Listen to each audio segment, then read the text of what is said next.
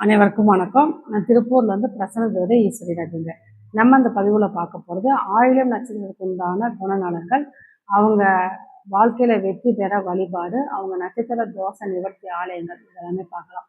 ஆயிலம் நட்சத்திரம் அப்படிங்கிறப்ப கடகராசியில் இறங்குதுங்க. இந்த நட்சத்திரோட அதிபதி யாருன்னு பார்த்தீங்கன்னா புதன் பகவான். இந்த நட்சத்திரம் சூரிய பகவானோட கர்ம பதிவு கொண்ட நட்சத்திரம்.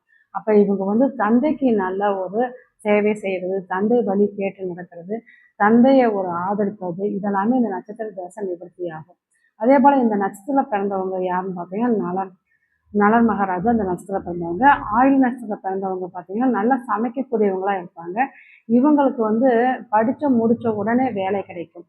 அதாவது இந்த நட்சத்திரம் பார்த்தீங்கன்னா தன்னோட குடும்பத்தை மெயினாக இம்பார்ட்டன்ட் கொடுக்கக்கூடியவங்களா இருப்பாங்க. தன்னோட குடும்பத்துக்கு பிறகு தன்னோட குடும்பம் தான் மிக முக்கியம், அதன் பிறகுதான் மற்றதெல்லாம் அப்படின்னு தன்னோட குடும்பத்துக்கு முக்கியத்துவம் கொடுக்கக்கூடியவங்களா இருப்பாங்க. இந்த நட்சத்திரம் வெளியூர் வெளிநாட்டு வாழ்க்கையை இவங்களுக்கு கொடுக்கும். அதே போல் இந்த நட்சத்திரம் பிறந்தவங்க இந்த குடும்பத்தில் யாருக்காவது ஒருத்தருக்கு கேன்சர் புற்றுநோய் அப்படிங்கிறது கண்டிப்பாக இருக்கும் அப்படின்னே சொல்லலாம்.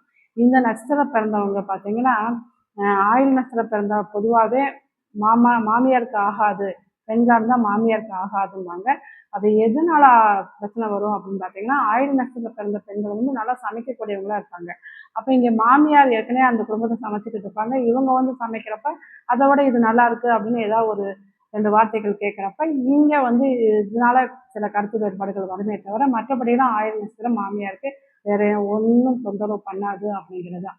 இந்த நட்சத்திரத்தில் பிறந்தவங்க இவங்க நட்சத்திர தோஷ நிவர்த்தி ஆலயம் எதுன்னு பார்த்தீங்கன்னா திரு ஆதனூர் உள்ள ஆண்டளக்கும் ஐயன் போய் வழிபாடு செய்து வர இவங்க நட்சத்திர தோஷ நிவர்த்தியாகும்.